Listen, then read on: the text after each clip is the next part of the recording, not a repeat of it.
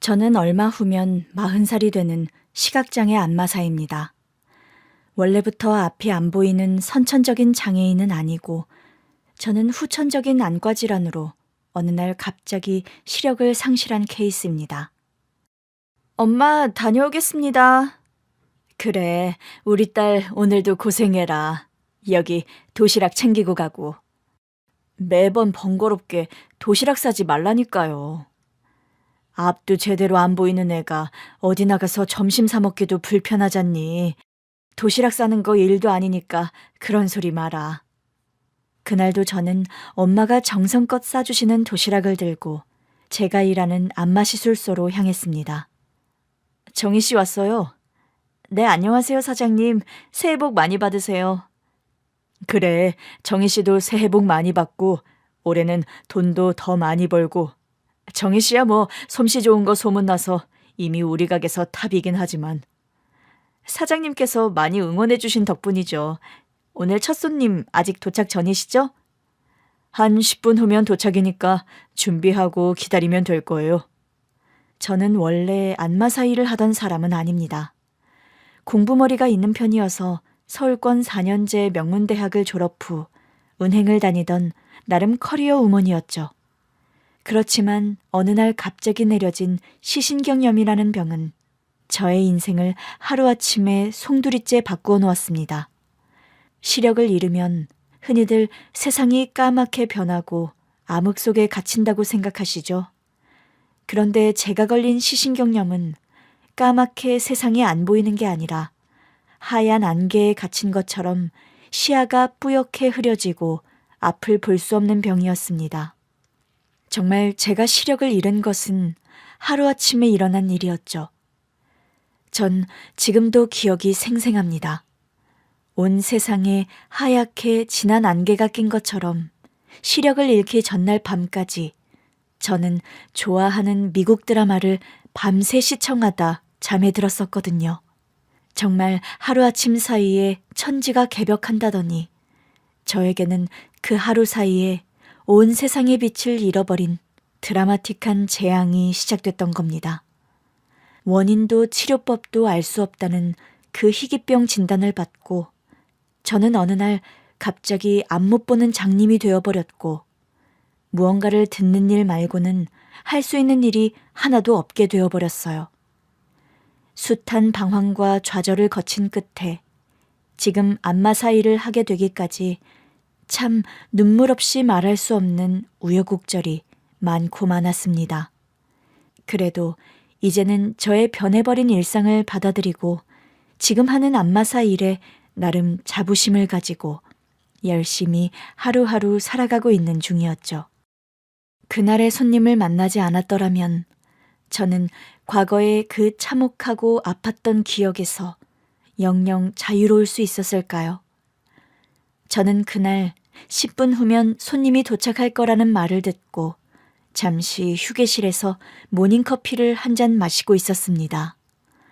커피를 마시고 바로 안마를 하기 위해 방으로 들어갔는데 익숙한 채취와 목소리가 저를 기다리고 있더군요. 아니, 이게 누구야? 너 정희 아니니? 전 그 특유의 카랑카랑한 목소리를 듣는 순간 온몸이 얼어붙어 버리는 것만 같았습니다. 그 목소리의 주인공이 누구였길래 그렇게나 충격을 받았냐고요? 네, 그 카랑카랑한 목소리의 주인공은 바로 저희 전 시어머니였습니다.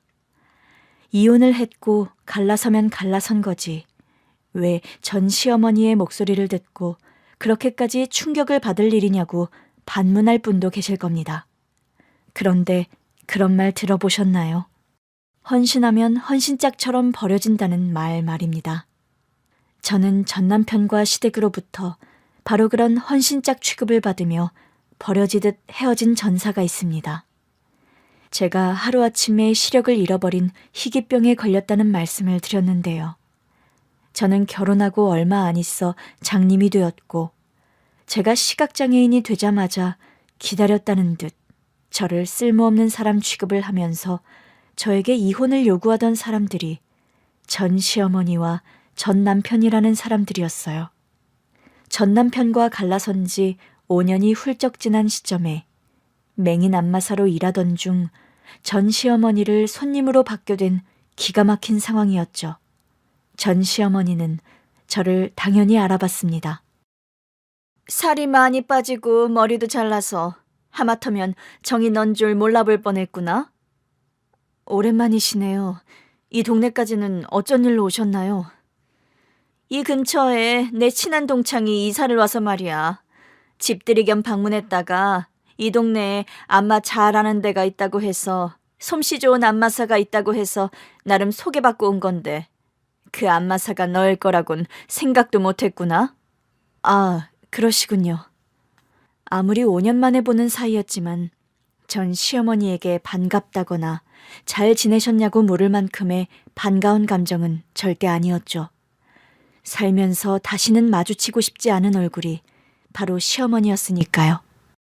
안 못 보는 장님 되더니 이제는 안마사로 일해 먹고 사는 거야? 모멸적인 그 말에 뭐라고 대거리를 할까 하다가 대답할 가치도 없는 말이기에 저는 대답 없이 그냥 안마를 시작하려고 했습니다. 솔직한 제 심정을 말하자면요. 안마를 시작하기 전에 전 갈등을 많이 했더랍니다. 내가 안마를 해줄 수 없는 사람이라 말하고 사장님께 양해를 구하고 물을까?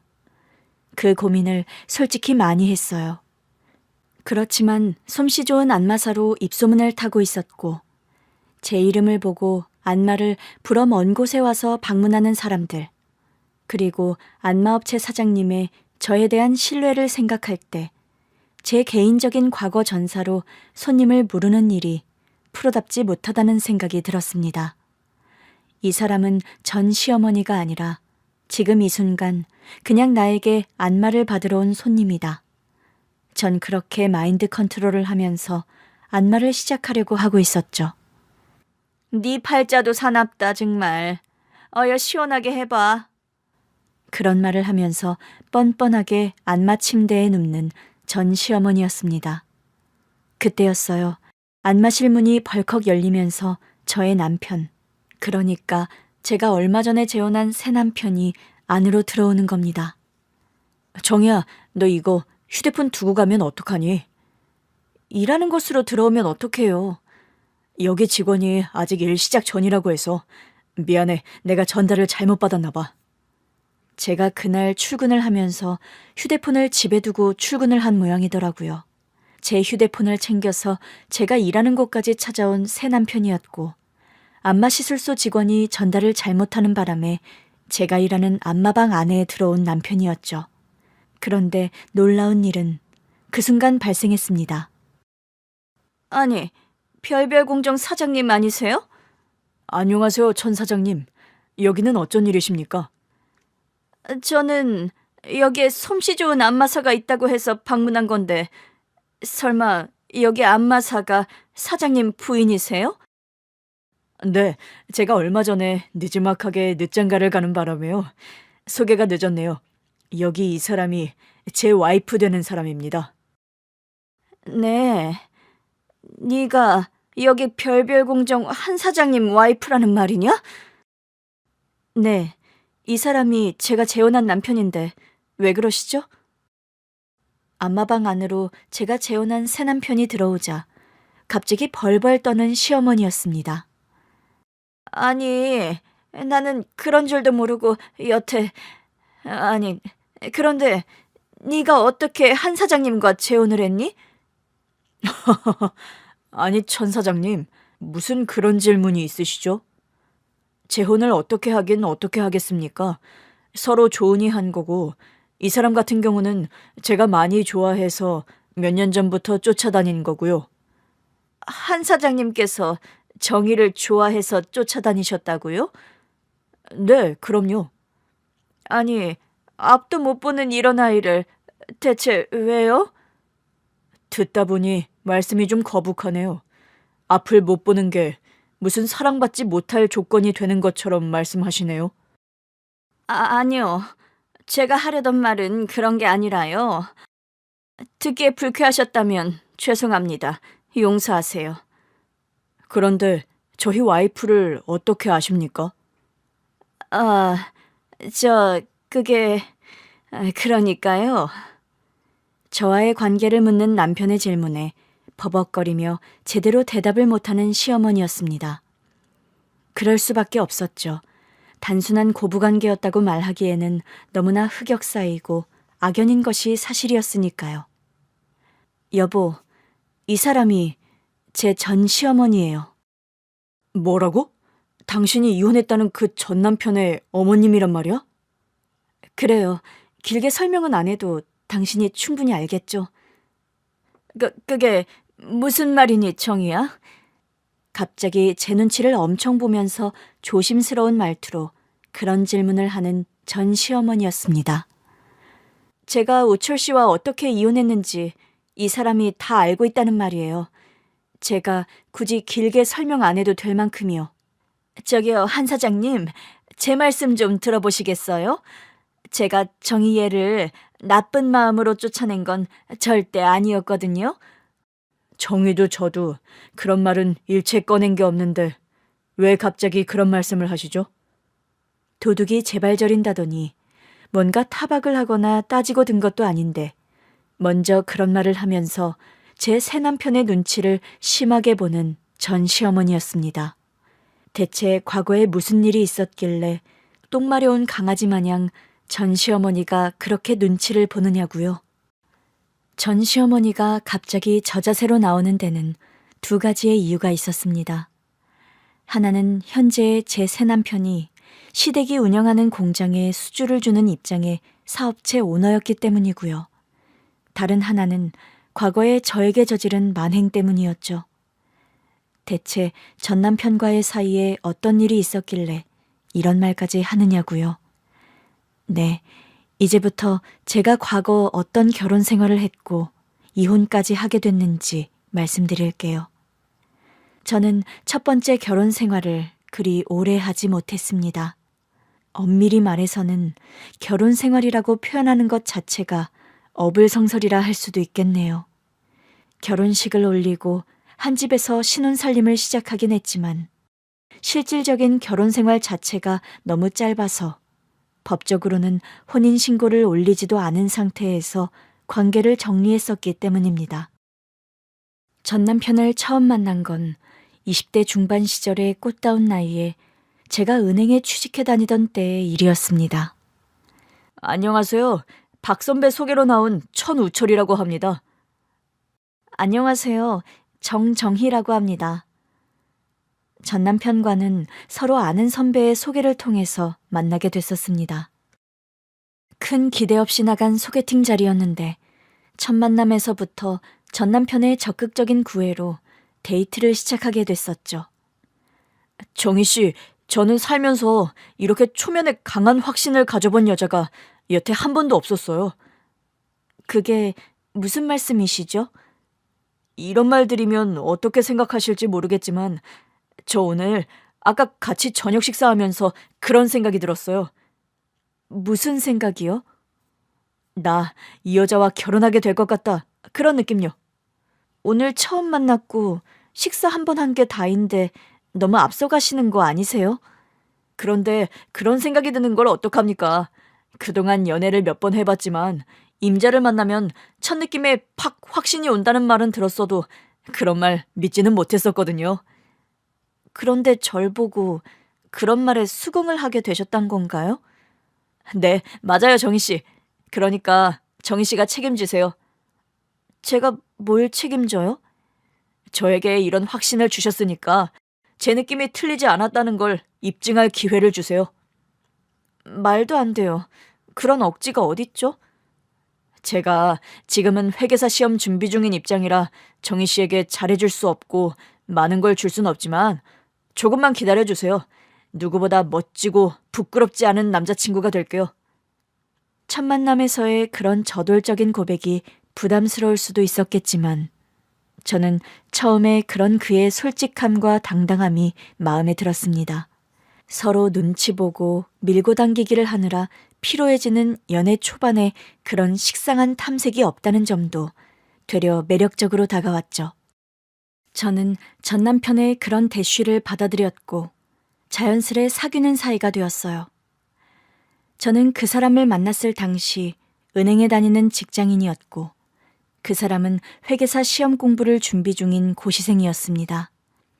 전 남편의 집안, 그러니까 그때 당시의 예비시댁은 지금처럼 의료기기 부품을 생산하는 공장을 운영했는데 사업적으로 많이 힘들던 때였습니다. 아무래도 시험 준비하는 걸 1, 2년 미뤄야 할 것 같아. 그게 무슨 말이야, 갑자기?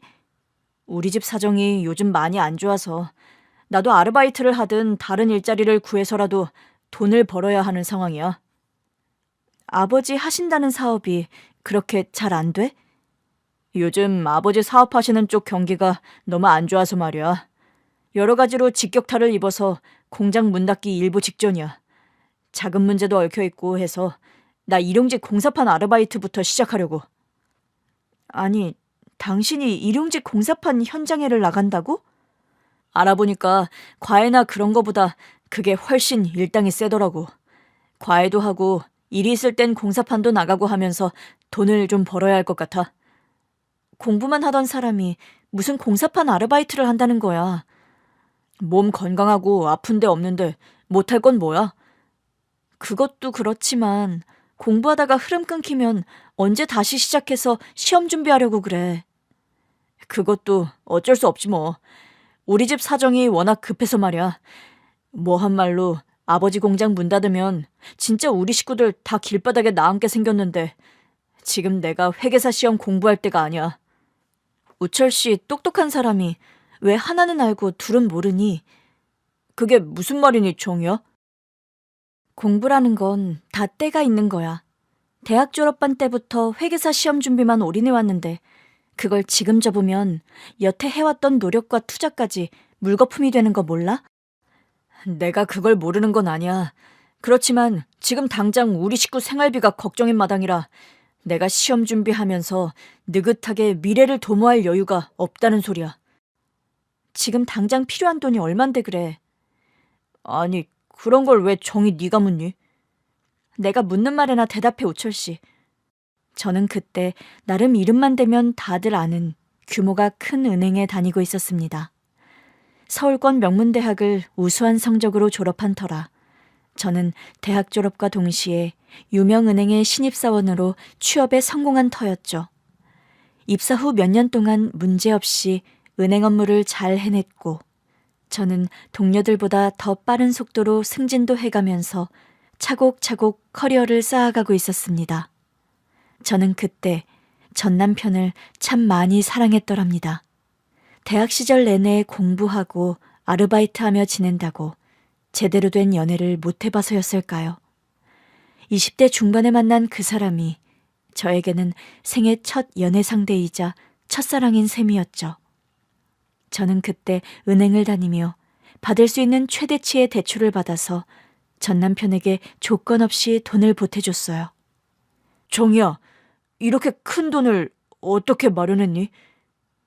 은행 다니면서 좋은 게 뭐겠어.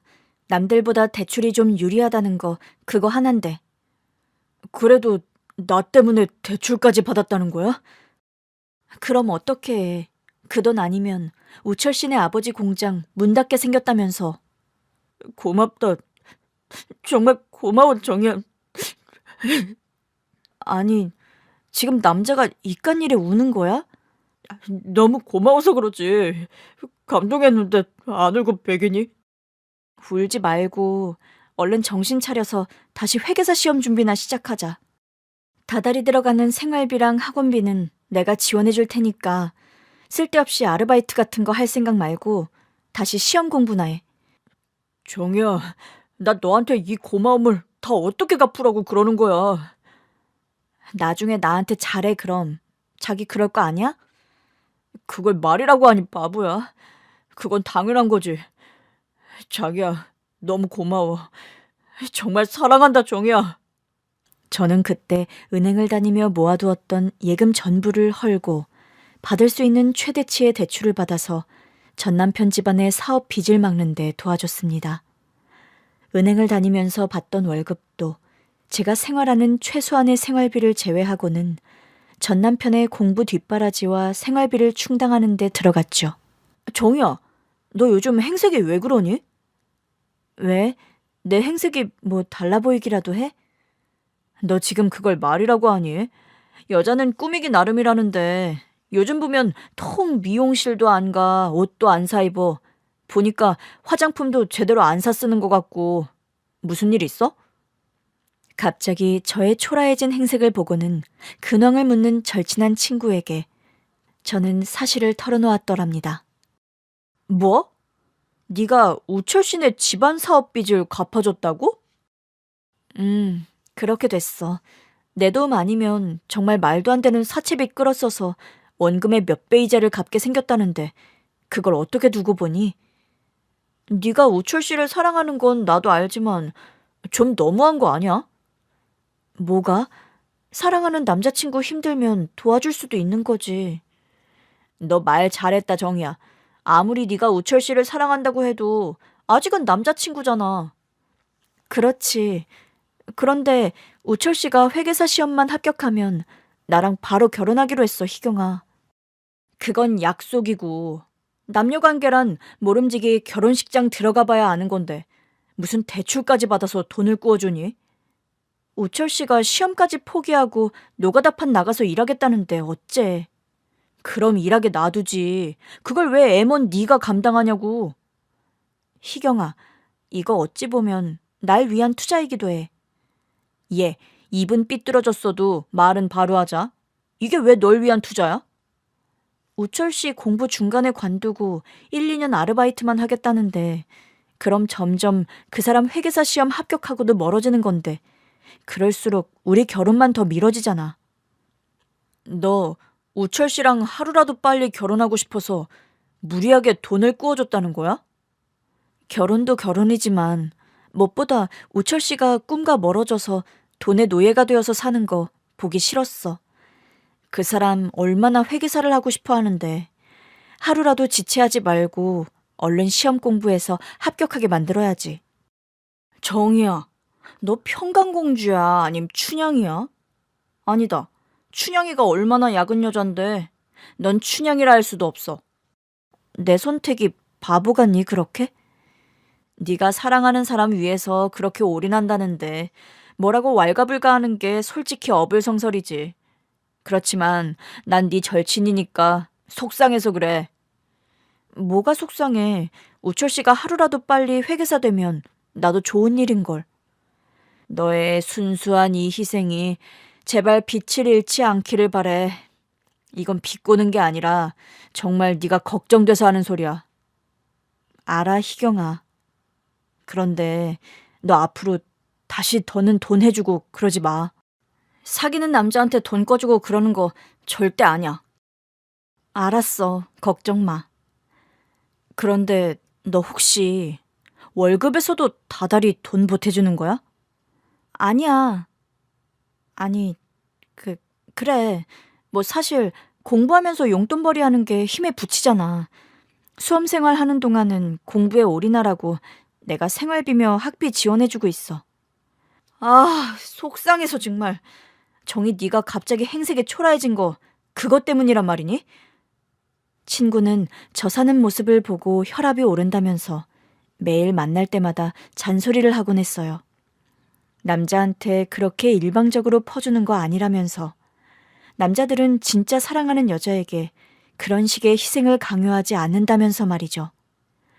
전 남편이 고생 끝에 겨우 회계사 시험에 합격했을 때 제일 마음을 놓으면서 기뻐한 것도 제 사정을 아는 친구 희경이었어요. 우철 씨 회계사 시험 합격했다면서? 다행히. 이번엔 붙었다. 축하해줘, 희경아. 당연히 축하하고. 근데 그보다 우선 우철 씨한테 바로 결혼하자 그래. 뭐? 시험 합격하자마자 무슨 바로 결혼이야. 어머, 얘 좀 봐. 이래서 정정이 널 내가 믿고 가만히 놔둘 수가 없는 거야. 그게 무슨 소리야. 옛날 심파 드라마서 매일 단골로 나오던 소재 몰라? 사법시험 준비하던 남자친구 열심히 뒷바라지하던 여자친구를 사시 합격하자마자 뻥 차버리는 남자들 얘기 말이야. 너 설마 우철 씨가 시험 합격했다고 나 버릴지도 모른다는 소리 하는 거니? 당연히 안 그러겠지만 그간 네가 얼마나 고생했는지를 아니까. 결혼으로라도 딱 도장 찍고 빨리 회계사 사모 소리라도 들으면서 보상받으라는 거야. 네가 보태준 돈 다달이 할부로 지금부터라도 당장 갚으라고 하고. 알았어, 희경아. 안 그래도 그 사람 나보고 청혼하더라. 합격 소식 듣자마자. 정말? 우철 씨가 너한테 바로 결혼하자든? 내가 너한테 이런 거짓말을 해서 뭐하니? 어머, 이거 듣던 중 반가운 소식이네. 그래, 청혼하면서 뭐 실반지 하나라도 받았고? 반지는 아직. 안 그래도 이번 주말에 종로에 가서 결혼 반지 맞추기로 했어. 아우, 기집애. 이제야 내 마음이 놓인다. 내가 몇 번 나쁜 남자들한테 대여봐서 사내 자식들이라고 하면 믿음을 못 가지잖아. 내가 우철 씨한테 안 좋은 소리 한 것들 다 너 걱정해서 한 소리들이니까 기분 나빠하지는 말고, 응? 내가 왜 기분 나빠하니? 나 안 그래도 친정언니도 없는데 네가 나 걱정해주는 거 보면 친언니처럼 든든하고 얼마나 좋은데. 반지 이왕 고를 거면 아주 비싼 걸로 사달라 그래. 괜히 심플한 게 좋다는 둥 그러면서 실반지 고르지 말고 그간 네가 고생한 게 있는데 3캐럿짜리 다이아 반지 사달라 그래. 오케이? 알았어, 희경아. 다이아 반지로 결혼 반지 맞출게. 회계사에 결혼한 남편과 저는 속전속결로 결혼식을 올리고 신잡살림을 차리게 되었습니다. 그 사람이 기반이 잡히지 않았던 터라서 신혼집을 얻을 형편이 안 되었고 결국 시부모님 내외가 사는 집에서 시집살이를 시작했더랬죠. 요즘 누가 시집살이 한다고 신혼 초부터 시부모를 모시고 한 집에 살아. 우철 씨가 아직 전셋집 마련할 능력이 안 되잖아요. 한 3년만 부모님 댁에서 지내고 분가하기로 약속했으니 너무 걱정 마세요.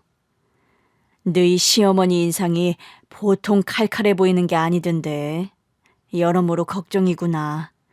신혼여행 다녀오고 나면 바로 시댁으로 들어가는 거야? 신혼여행을 좀 미루기로 했어요, 엄마. 아니, 미룰 게 따로 있지. 신혼여행을 왜 미뤄? 결혼식 다다음 날이 시어머니 칠순이래요. 그리고 그 주에 우철 씨가 회계법인에서 받는 중요한 신입 연수가 있어서 빠지기가 곤란하고요. 신혼여행은 그럼 언제 갈 건데? 일정 조율하고 하다 보니까 다음 달 중반 즈음이나 돼서 떠나게 될 것 같아요. 결혼식 끝나고 바로 신혼여행 떠나는 게 진짜 신혼여행이지. 그런 법이 어딨노? 괜찮아요. 중요한 일 처리하고 맘 편하게 떠나는 게 낫죠. 안 그래요? 너 그렇게 매사 네가 다 괜찮다 괜찮다 하면서 천서방에게 맞출 셈이냐? 네가 뭐가 모자라서. 엄마도 참 제가 뭐 모자라서 그 사람에게 맞추나요? 연애 시절부터도 말도 안 되게 우리 딸 고생시킨 걸 뻔히 아는데 결혼해서까지 너 눈에서 눈물 나게 하면 천서방 고놈의 자식 가만 안 둔다 그래. 엄마, 그 사람 아직까지 학생 신분이었고 집안의 사업이 잘 안 풀려 그렇지. 앞으로는 저에게 아주 잘할 거예요. 그럴 거라고 약속도 했고. 당연히 그래야지. 요즘 세상에 너처럼 속 빠진 아가씨가 어딨다고. 회사 다니면서 돈 대출 받고 가진 예금 다 털어 집안 빚 갚아주고 거기다 월급 털어 공부시켜 회계사 시켜줬음 절하면서 살아야지. 친정엄마는 연애 초기 저와 그 사람의 연애를 극심하게 반대하셨습니다. 엄마 입장에서는 당연한 일이었죠. 멀쩡히 회사 다니는 딸을 대출까지 받게 해가면서 뒷바라지 시키는 예비 사위를 좋아할 친정 부모님은 세상 천지 아무도 없으니까요. 그래도 그 사람이 한 1년 반 만에 회계사 시험에 합격하고 저에게 청혼하자 겨우 누그러지신 엄마셨습니다. 정희야, 나랑 결혼해줘서 정말 고마워. 앞으로 남은 평생은 내가 너에게 받은 고마움을 10배로 갚으면서 내가 더 잘할게. 말만 들어도 행복하다. 우리 정말 남들 보란 듯이 잘 살자, 우철 씨. 정희 네 덕분에 내가 회계사도 되고 우리 집안도 안 쓰러지고 버틸 수 있었어. 우리 부모님도 너 보고 하늘이 내린 며느리래. 엄청 고마워하셔. 가족끼리 힘들 때 돕는 건 당연한 건데 그런 소리 이제 그만해. 결혼식을 올리고 신혼여행을 준비하던 때만 해도 저는 제 남은 인생이 장밋빛일 거라고 추호도 의심치 않았습니다. 예기치 못한 불행은 참 벼락처럼 빨리도 찾아왔어요. 남편과 결혼식을 올리고 일주일째 되던 날 아침이었습니다. 앞이 왜 이러지? 정희야, 왜 그래? 아니, 갑자기 시야가 하나도 안 보여. 안개가 진하게 낀 것처럼. 너 어제 드라마 본다고 늦게 자서 그런 거 아니야? 잠이 덜 깨서일 수도 있으니까 일단 침대에서 내려와서 좀 걸어봐. 저는 전 남편이 말하는 대로 주춤거리며 침대로 내려와 걸음을 옮겨봤지만 몇 걸음 걷기도 전에 안방 협탁에 부딪혀 쿵 하고 바닥에 쓰러지고 말았습니다. 정희야, 괜찮니? 아니야, 아무래도 이상해. 나 왜 이러지, 우철 씨? 나 진짜 앞이 갑자기 하나도 안 보여. 저는 그날 회사에도 가지 못하고 당장 병원으로 달려갔습니다. 남편 손을 잡고 도착한 병원에서 급하게 여러 검사를 받았어요. 시신경염이라는 희귀병입니다. 시신경에 생기는 염증으로 인해 시력이 감소하고 시야 이상이 생기는 질환이에요. 일부 환자들은 시력 저하가 나타나기 전 눈 주변 통증을 호소하기도 하는데 요 며칠 눈 주변이 아프지 않았나요? 아니요. 특별히 그런 자각 증상은 회사에서 업무량이 많고 제가 드라마 보는 것을 좋아해서 그저 눈이 피로해서 그런 줄 알았는데요. 원인도 치료법도 없는 난치병입니다. 앞으로 영구적으로 시력을 잃게 되실 거고요. 그럼 제가 앞으로 영원히 앞을 보지 못한다는 말씀이세요? 안타깝지만 그렇습니다. 의사의 청천벽력 같은 선고 앞에서 저는 바닥에 철푸덕 주저앉아 버릴 정도로 큰 충격을 받았습니다. 하루아침에 세상이 하얗게 변해버렸다. 이런 거짓말 같은 재앙을 여러분은 믿으시나요? 저 같은 경우는 진짜 거짓말처럼 하룻밤 자고 나니까 세상이 까맣게가 아닌 하얗게 보이는 절망적인 재앙이 일어난 거였어요. 갑자기 하루아침에 저는 시각장애인이 되어버린 겁니다. 아파서도 아니고 사고도 아니고 누구도 알 수 없는 원인불명의 이유로요. 눈앞에 낀 하얀 안개만 휙 걷어내면 보일 것 같은데 그런 기적은 아무리 기다려도 일어나지 않더군요. 세상이 갑자기 짙은 안개가 내려앉은 것처럼 안 보였고 저는 그런 참혹한 현실을 받아들이기 정말 힘들었습니다. 뭐? 정희가 앞을 못 보게 됐다는 말이냐? 네, 엄마. 병원에서 시신경염이라는데 치료법도 없고 앞으로는 시각장애인으로 살아야 한대요. 너 아직 정희랑 혼인신고 안 했지? 아직 혼인신고 전이죠. 신혼여행 다녀와서 하기로 했던 거라. 조상이 우철이 널 도왔구나. 너 더 민기적거리지 말고 정희랑 갈라서. 네? 엄마 지금 뭘 하시는 거예요? 왜 너까지 네 처닮아 귀 멀었니? 무슨 말씀을 그렇게 하세요, 엄마? 네가 언제까지 안 못 보는 시각장애인 마누라 수발될 수 있을 것 같니? 제가 어떻게 수발을 들어요? 직장은 어떡하고요? 그러니까 애초에 정리 깔끔하게 하란 소리야. 혼인신고 전이니 법적으로 어지러울 일도 없고 잘 됐다. 내일 당장 사돈댁에 전화해서 정희 데려가라고 할 거니까 그리 알아. 정희가 근데 충격을 많이 받을 텐데. 너 솔직히 말해봐. 네 처 앞으로 영원히 데리고 살 자신 있니? 글쎄요. 그건 아니긴 한데 정희가 나랑 우리 집에 해준 게 얼만데 시각장애인 됐다고 바로 내쫓아요? 차용증 써서 돈 빌린 것도 아니고 지가 좋아 너한테 보태준 건데 그걸 왜 네가 신경 쓰니? 정희는 왜 하필 그런 희귀병에 걸려서는 참. 재수없는 여자는 애초에 싹을 자르는 게 네 신상에 이롭다. 잔감정에 치우쳐서 차일피일 미룰 생각 말고 내일 당장 갈라서자고 해. 알았니? 알았어요, 엄마. 소리 지르지 마세요. 정희 깨겠어요. 뭐 들으면 어때서. 어차피 내일이면 다 선전포고해야 하는 일인걸. 저는 병원에서 시신경련 진단을 받고 얼마 되지 않아 한밤중에 남편과 시어머니가 하는 그런 적나라한 대화를 듣고 말았습니다. 한숨을 푹푹 내쉬며 남편이 안방으로 들어왔길래 어머니랑 나눈 대화 다 들었어. 뭐? 당신도 어머니랑 마음이 같아? 이제 내가 필요 없니? 정이야, 솔직히 너 앞으로 나을 가망도 없다는데 너라면 시각장애인 와이프랑 평생 살 자신 있겠어? 그래서 갈라서자고? 미안하지만 우리 미래를 위해서 그러는 게 좋겠다. 우리가 앞으로 서로를 위해서 뭘 해줄 수 있겠니? 어이가 없네. 난 여태 그럼 우철 씨에게 뭔가를 해줄 수 있어서 필요한 존재였던 거야? 무슨 말을 그렇게 하니? 아닌 말로 내가 언제 너한테 돈 보태달라고 했니? 네가 좋아서 나 도와줘 놓고 이제 와서 그런 생색이야? 생색? 난 직장 생활하며 모은 돈 전부와 대출까지 받아서 당신 집안 사업 위기 막아줬어. 사철 청바지 하나로 버티며 우철 씨 회계사 공부 뒷바라지 했는데 내가 이런 처지가 됐다고 갈라서자고? 그럼 뭐 내가 평생 네 안내견 역할이라도 하길 바래? 짝. 저는 그 소리를 듣는 순간 저도 모르게 전 남편의 따귀를 올려붙이고 말았더랍니다. 그때 방문이 벌컥 열리며 시어머니가 안으로 들어오더군요. 너 지금 우리 귀한 아들한테 손찌검 하는 거야? 네, 손찌검 좀 했어요. 왜, 억울하세요? 아니, 눈 멀더니 너 정신까지 멀어버렸니? 어디 하늘 무서운 줄 모르고 지 서방한테 손찌검이야? 서방요? 저한테 서방이란 작자가 있게나 했던가요?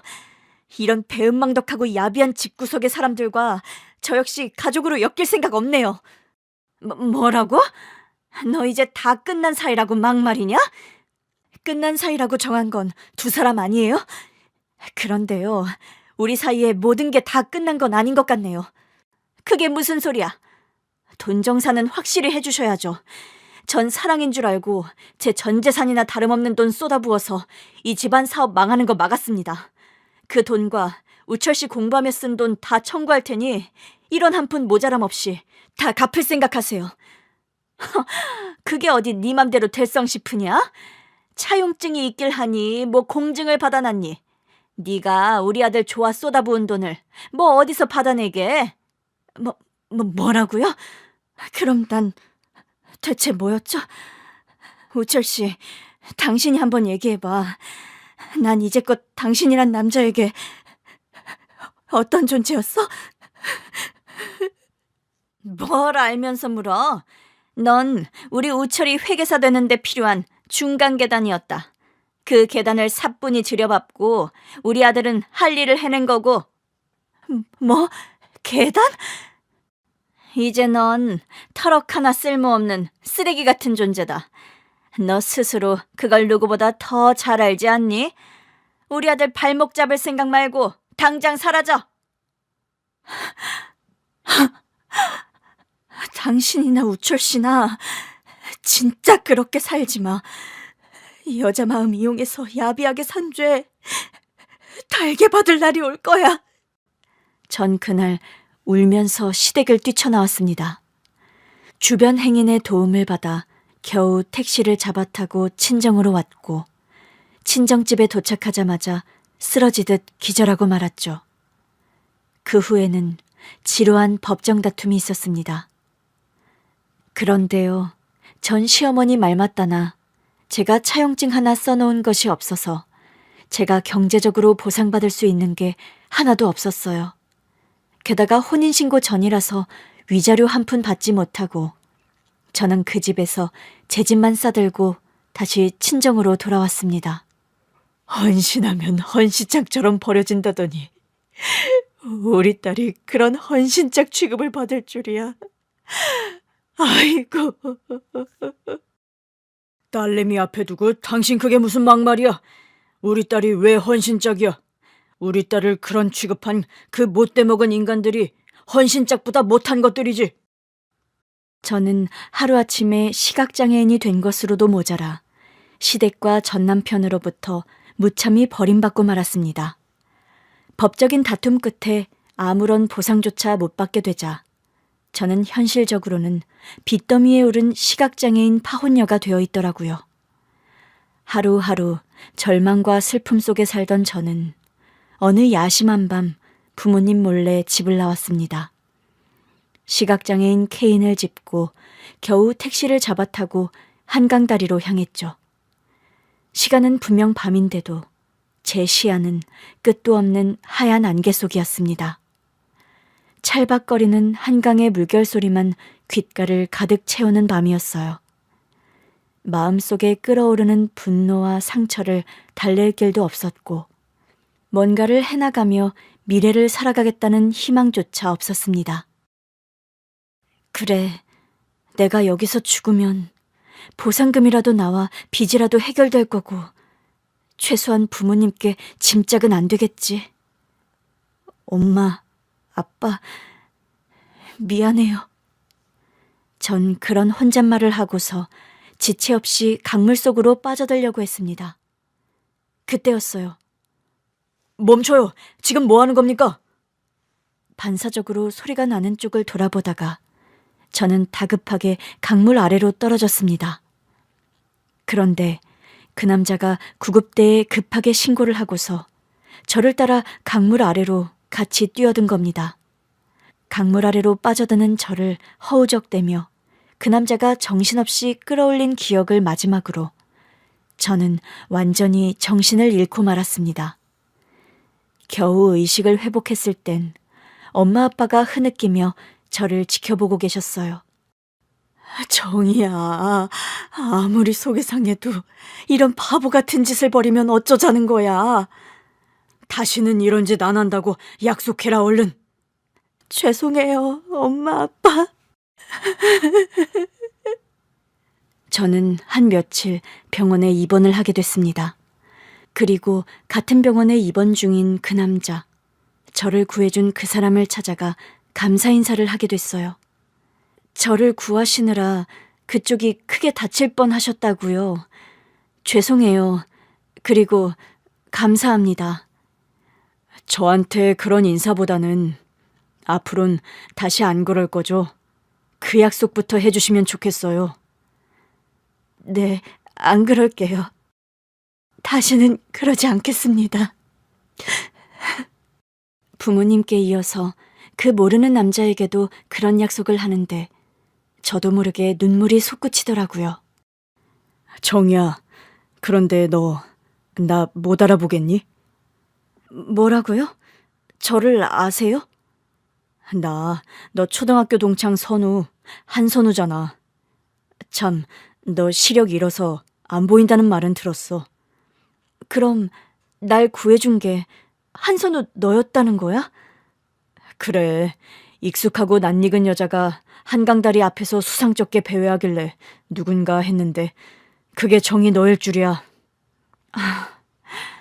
어떻게 이런 인연이. 아무튼 너에게 폐를 너무 많이 끼쳤네. 고맙다, 선우야. 앞으로 네 은혜 천천히 오래 갚을게.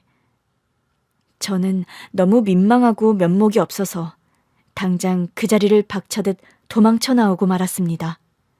내가 좀 자리를 잡고 떳떳해지면 제대로 다시 찾아가서 감사 인사를 해야지. 그렇게 마음을 먹었더랬죠.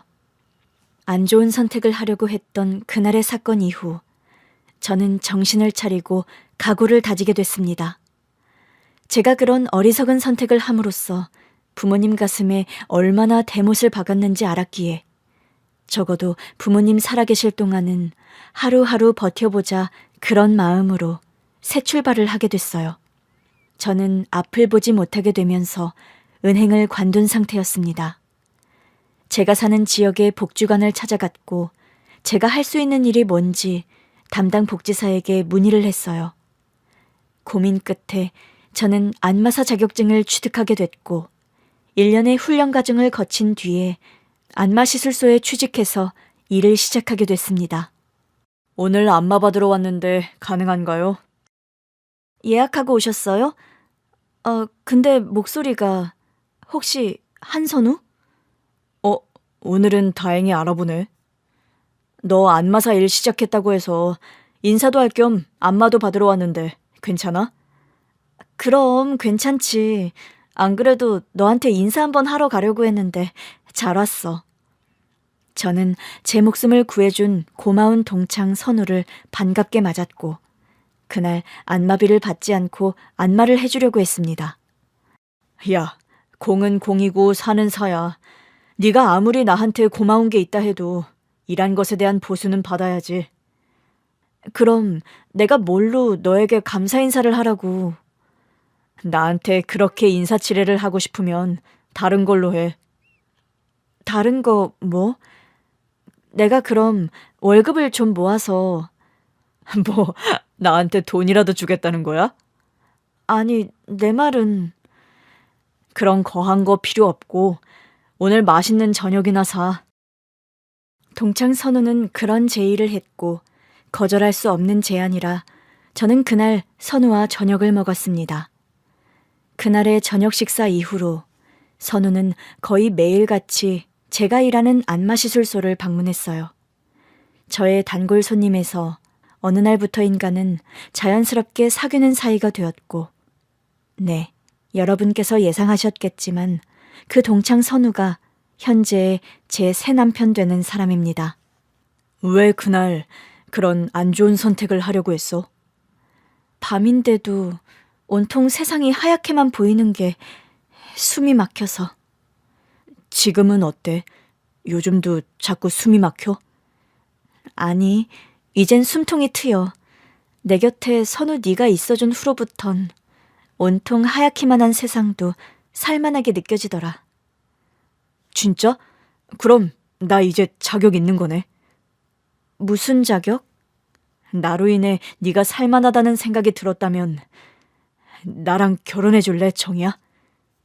연애 시절 저에게 안마를 받는 동안에 새 남편과 저는 참 많은 대화를 나누었더랍니다. 살아온 얘기와 살아가는 지금의 이야기, 그리고 앞으로 벌어질 살아갈 날들의 이야기. 저의 상처와 지난 얼룩과 같은 과거들을 새 남편은 아무런 타박 없이 경청해줬고 제가 겪은 모든 시간들을 오해와 편견 없이 감사 안아줬어요. 정이야, 널 괴롭게 했던 과거의 기억들은 이제 그만 싹 지워버리자. 안 그래도 선우 널 만난 후로부터 옛날 일 곱씹으며 화가 치밀어 오르고 심장이 뛰고 그런 증상들이 없어졌어. 다행이다. 내가 정이 너의 지우개인 셈이네. 그거 말 되는데? 앞으로도 평생 네가 지우고 싶은 것들 생기면 내가 싹 다 지워줄 거야. 제 인생의 지우개를 자처하면서 지금껏 제 옆에 있어준 소중한 사람이 현재의 새 남편입니다. 그런 사람이기에 제가 안마시술소에서 시어머니를 대면한 걸 보고 아주 속으로 노발대발했던 게 사실이죠. 그날의 만남 이후로 저희 남편은 저희 전시댁이 운영하는 공장의 모든 수주를 일방적으로 끊어버렸습니다. 업계의 인맥을 총동원해서 다른 곳으로부터의 수주도 최대한 막아버렸죠. 얼마 안 가 시댁이 운영하는 의료기기 부품 공장이 폐업했다는 소문이 들려오더군요. 최근에 제가 새로 오픈한 안마시술소에 저의 절친한 친구 희경이가 오랜만에 방문을 했어요. 얘 정이야, 너희 전남편 소식 들었니? 아니, 뭐 들은 거라도 있어? 회계사로 잘 나가는 줄 알았더만 기업 횡령 비리 덮어주는 일 도맡아 하다가 교도소 갔댄다, 얼마 전에. 그러니? 그 집안 사업 망한 거는 들어서 알고 있는데. 못된 짓 저지르는 사람들은 하늘이 알아서 벌해준다더니 딱 맞는 말 아니니? 네 전남편 소식 듣고 내가 3년 묵은 채증이 내려가는 것 같더라. 그 소식 말해주려고 불어 오늘 온 거야? 그래, 이런 시원한 얘기를 너에게 바로 전해주고 싶어서. 그리고 네 안마 솜씨도 오랜만에 그리웠고 사이다 전령사 해준 값으로 오늘 안마 값은 공짜다. 정말? 어이, 내가 오늘 횡재하네. 근데 정이야, 너 네 남편 잘 나가서 사모님 소리 들으며 살아도 되는데 언제까지 이런 힘든 안마를 할 거야? 무리하지 않는 선에서 일하는 거고 이제는 내가 업장을 관리하니까 크게 힘들지는 않아. 장사 잘 돼서 좋은 일에 기부도 하고 하니까 사는 보람도 있고. 참, 너 복지관에 정기 후원 약속했다면서. 나만 하는 건 아니고 남편도 많이 도와줘서 그렇게 됐네.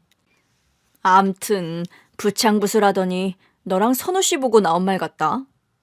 똥차 휙 가버리고 벤치가 딱 나타난 게 이런 경우지. 안 그래? 그러게 말이다. 애진작 네 선견지명을 귀담아 들었음 바로 벤치 타는 건데.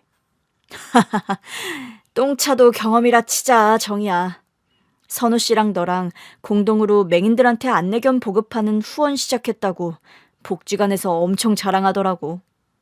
제 친구는 복지관에서 관련 업무를 보다 보니까 저희 부부 사정을 더 훤히 알아서 그런 말을 하더랍니다. 사실 제가 결혼한 지금의 남편은 제가 힘들게 안마일 하는 걸 반대하는 사람이에요. 집에서 편안하게 쉬길 원하는데 얼마 전에는 제가 마다해서 안마 시술소를 오픈해서 영업 중입니다. 그래도 제가 하는 일을 많이 응원해주고 또 저의 장애를 마음으로 깊이 이해하는 사람이라 시각장애인들을 위한 후원에도 먼저 동참을 해준 고마운 사람이죠. 여보, 오늘 같이 퇴근할래요? 좋지. 그런데 아직 끝날 시간 많이 남지 않았어? 오늘 좀 일찍 문 닫으려고 좋은 소식 전할 것도 있고. 무슨 일이길래? 와서 얘기해요. 좋은 소식이니까. 오늘 아침 저는 제가 임신했다는 걸 알게 됐습니다. 진단 키트를 해봤는데 2줄이 나왔다는 걸 친정엄마가 보시곤 말씀해 주셨죠. 병원에 가보니 임신이 맞다는 진단이 나왔고 오매불망 2세를 기다리는 남편에게 오늘 저녁 선물 같은 소식을 전할 예정이랍니다. 저는 저의 장애 때문에 사실 2세를 갖는 일을 많이 고민했더랍니다. 구더기 무서워 장 못 담그는 것도 아니고 애를 안 가진다는 게 말이 되니? 제가 제대로 엄마 역할 못 해줄까 봐 겁나서 그래요. 병원에서 네 시각장애가 유전되는 것도 아니라고 결과가 나왔다며. 아직은 엄마도 정정하고 네 아버지도 건강하시고 얼마든지 네가 아이를 낳아도 우리가 많이 도와줄 수 있어. 나 정말 아이 낳아도 될까요? 좋은 엄마가 될 수 있을까? 그럼 될 수 있고 말고. 친정엄마의 응원과 그리고 무엇보다 아이를 원하는 남편을 위해 저 역시 용기를 냈던 일이기는 합니다. 차인벨이 울리고 남편이 들어오는 기척이 들리네요. 얼른 나가서 좋은 소식을 전해주고 포옹도 해주어야겠어요. 기뻐할 그 사람의 목소리를 생각하니 저 역시 마음이 따뜻해지는 저녁입니다. 여러분의 내일도 선물 같은 소식으로 행복 가득한 하루가 되시길 기원해 봅니다. 긴 얘기 들어주셔서 정말 감사합니다.